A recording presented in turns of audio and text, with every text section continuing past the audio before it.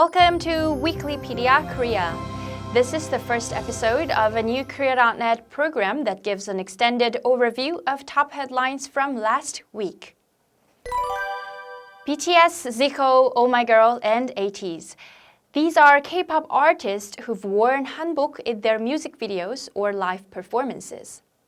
Right now, Korea is running an event to promote the traditional costumes worn by these stars.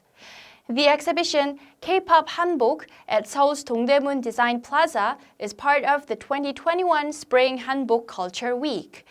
The event is being hosted by the Ministry of Culture, Sports and Tourism and the Hanbok Advancement Center. This hanbok was worn by BTS member Jimin during his group's performance of Idol at the 2018 Melon Music Awards.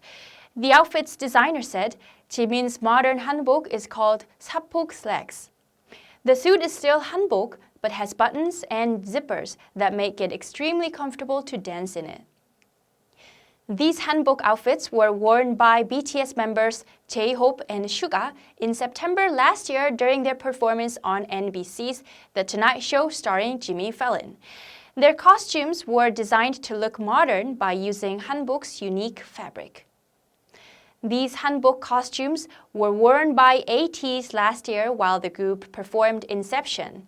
The boy band also wore these outfits for a gig last year on August 15th on the occasion of National Liberation Day and at a concert in Suwon, Gyeongju province in September.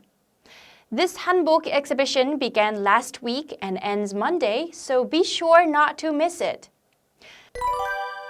And other cities in Korea are holding events to promote hanbok and traditional Korean clothing. Two Korea.net staff writers visited Gyeongju, Gyeongsangbuk-do province, to check out a clothing event there. The showcase presented the beauty of traditional clothing from the ancient Silla Kingdom. And Silla clothing is considerably distinct from ordinary hanbok. Silla wear has a long robe worn over the upper and lower garments, a skirt coming up to the chest, and a belt tied around the waist. Korea.net staff writer Yoon-ho is showed looking for other traditional costumes to try on. Visitors tried on Silla outfits made by artisans and young designers from the Gyeongju Art Center and Hwangnidankil Street.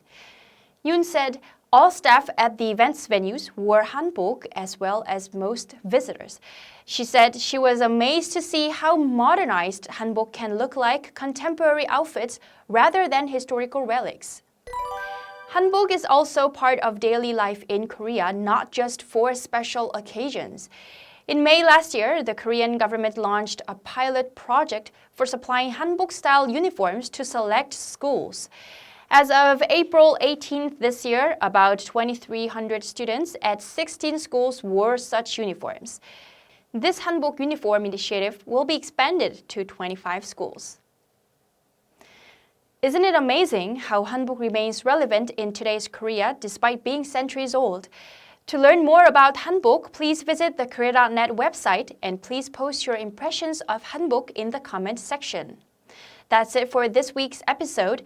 Tune in next week for another informative and insightful segment on Korea.